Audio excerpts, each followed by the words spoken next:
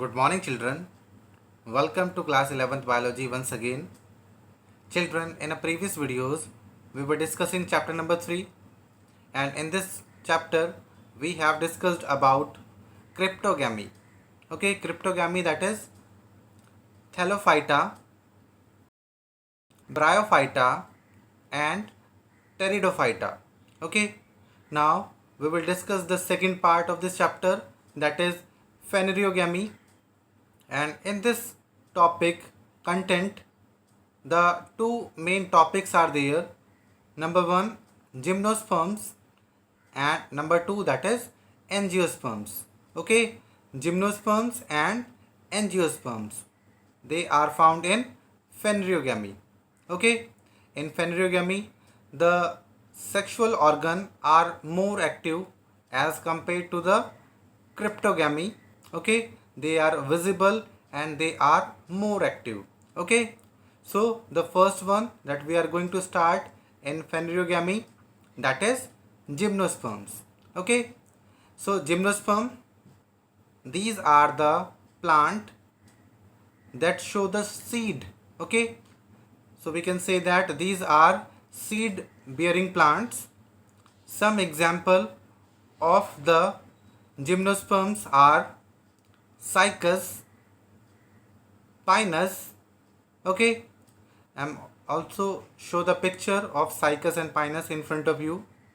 So we will discuss the important features about gymnosperms in this video. So let's start. Children, gymnosperm, as I told you, these are seed bearing plants. In this plant, the ovule are found. Okay, but this ovule are not enclosed in an ovary. Okay, so that's why we can say that the fruits are not formed there.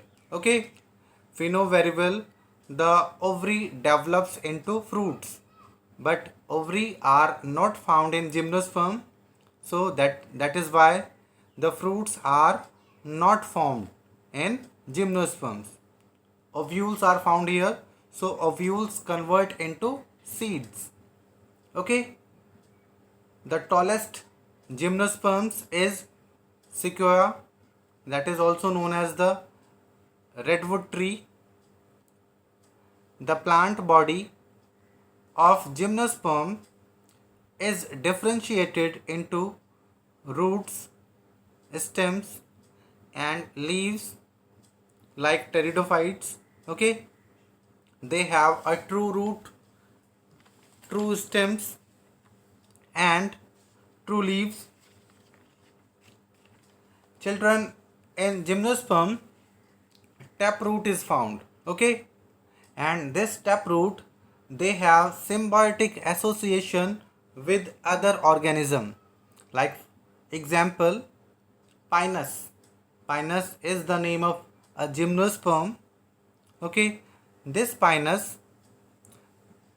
they the Pinus roots, they show the symbiotic association with fungi that is known as mycorrhiza. Okay, so the symbiotic association between the roots of Pinus plant and fungi is known as mycorrhiza. Okay, and in this relationship, the fungi provide nutrients. Okay, the fungi provide important nutrients to the Pinus plant, and instead of that, the plant give food and shelter to the fungi.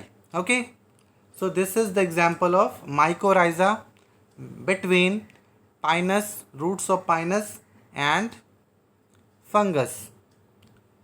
Okay, now another example, the cycas root. Okay, the cycas roots also show the symbiotic relationship with cyanobacteria. Okay, the roots, they provide food and shelter to the cyanobacteria like nostoc and anabina, and instead of that, these nitrogen fixing bacteria, they fix the atmospheric nitrogen and give it to the cycas plant. Okay, that's why the cycas plant can easily grow. So the two symbiotic association are found here. One, that is mycorrhiza between roots of pinus plant with fungi, and another, that is roots of cycas plant with cyanobacteria. Okay, clear? Now children, I am showing first the picture of the cycas and pinus in front of you. You see, that is a plant of gymnosperm, cycas, and this is a pinus. Okay, these plants found in basically hilly region. Okay, and the habitat, that is terrestrial. Okay, they have the true stem, they have true leaves. Clear? They also have the true roots, and these plant, they show the symbiotic association with fungi and bacteria. Okay, clear about this gymnosperms? So children, gymnosperm, as we discussed, the stem can be branched or unbranched. Okay, the stem of this plant, that is branch, may be branch or may be unbranched. Okay, and the leaves that are simple, needle like, and they show the xerophytic adaptation. Xerophytic means without water the leaves can easily appear, they can easily grow. Okay, they do not more water, so they have xerophytic adaptation. Gymnosperm, next point, gymnosperm are heterosporous. Okay, heterosporous means they produce the two different kind of spores, that is microspores and megaspores. Okay, I repeat once again about gymnosperm. Gymnosperm, they are seed bearing plants.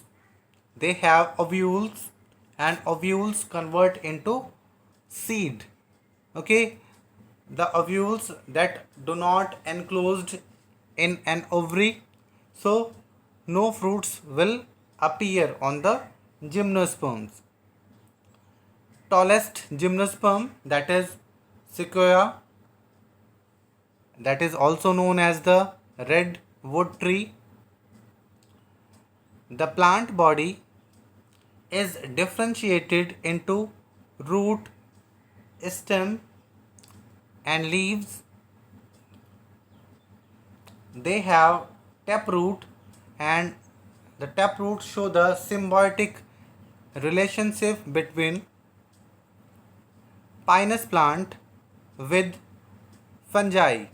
Okay, the pinus plant provide food and shelter to the fungi, and instead of that, the fungi provide nutrients to the pinus. Okay, and this association is called mycorrhiza. Okay, that is important, maybe ask in exam कि what is mycorrhiza, so you can easily define mycorrhiza.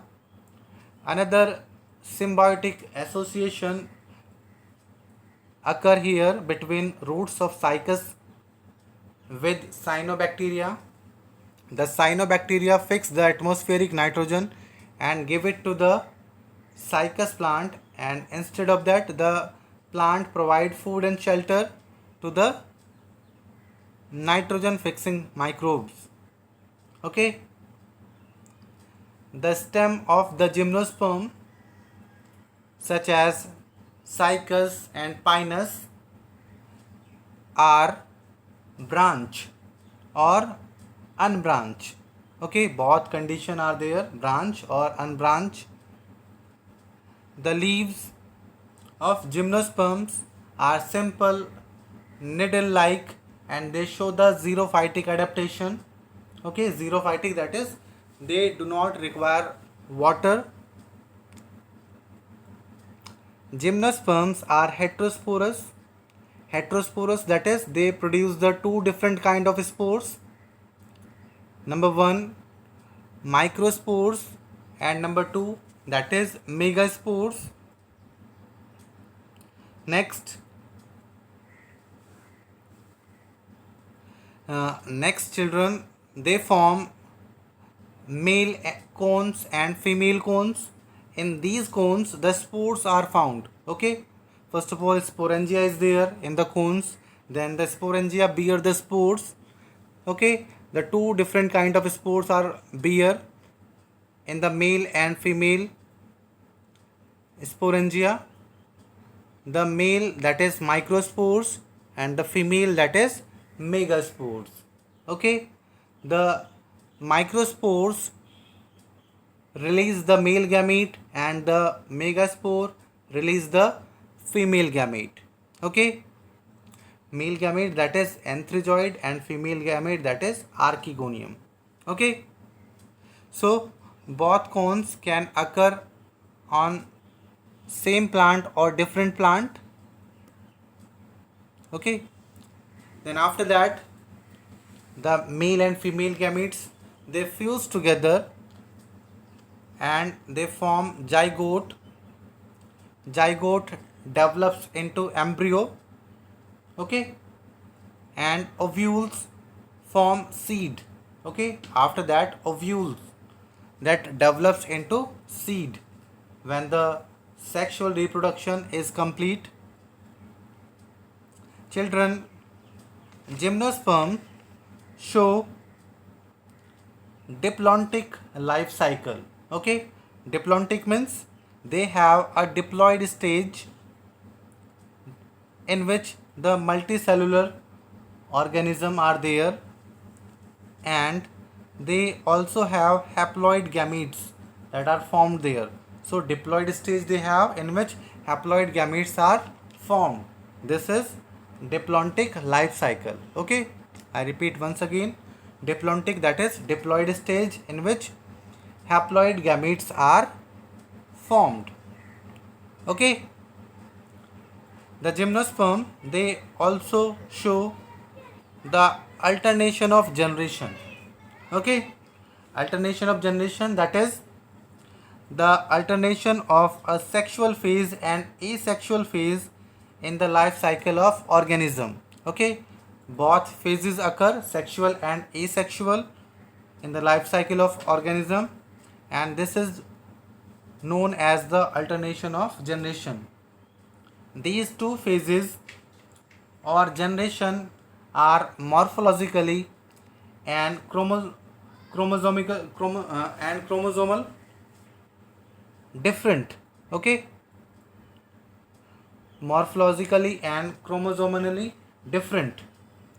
Okay, example of the gymnosperms are Pinus, Cycas and Cedrus. Okay, three example is given there: Pinus, Cycas and Cedrus. Okay, now children, this is the life cycle of the gymnosperm. You can see on your screen, gymnosperm, see the cones are developed first, in which the spores are there, the flowers is not there. Okay, male and female branch will produce, and then after that the megasporangium and microsporangium are produced in the cones.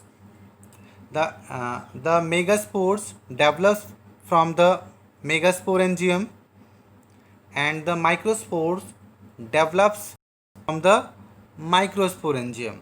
Okay, megaspore contain the female gamete, and the microspore contain the male gamete. Okay, this male and female gamete, they are fused together, the fertilization takes place, then oospores, after that embryo, then seed, then gymnosperm formed. Okay, So this is the life cycle of gymnosperm that we have discussed today. I hope you have learned properly. So stay safe, stay healthy, and keep watching the video. Thank you.